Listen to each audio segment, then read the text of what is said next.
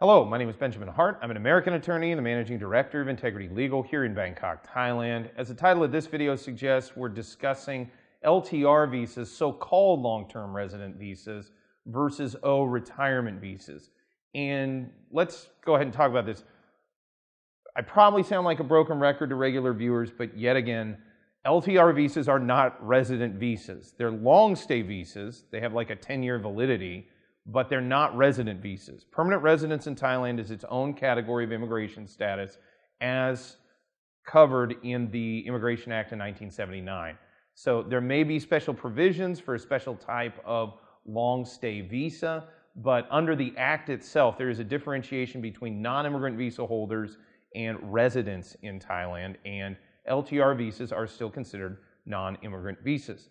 So setting that aside, comparing the LTR to the Thai retirement visa, specifically the O retirement visa, what are we looking at here? Well, as we've discussed in other videos, 80,000 seems to be one of kind of the magic number associated with proving up financial ability. And 80,000, when I say that, it's $80,000 US dollars, not 80,000 baht.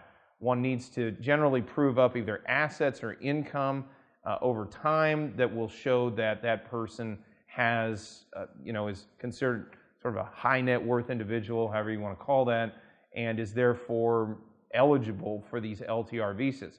The Thai O retirement visa doesn't require that at all. It requires either 800,000 baht in a Thai bank account or 65,000 baht a month in income in order to maintain a Thai O retirement visa.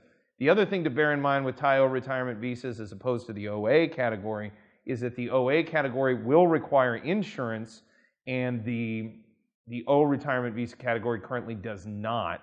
Now, bear in mind, the OA category is going to change a little bit at the end of this year, at least it's slated to. We're making another video contemporaneously with this one where we discuss the OA in a little more detail.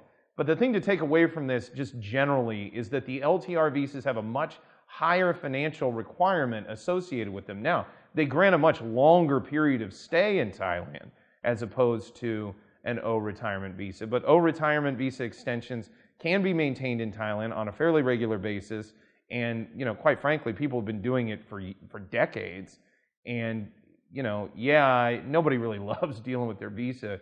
It's kind of a hassle or whatever. But, for the most part, it can be done. It can be done in a straightforward manner, and you can get that sorted out and move on with your life. It just depends on what you want. And for certain people, they kind of want the peace of mind of 10 years sort of front-loaded. For other folks, it may not be that big of a priority, and it may not be something that they feel they want to really invest the kind of resources in order to get that kind of status.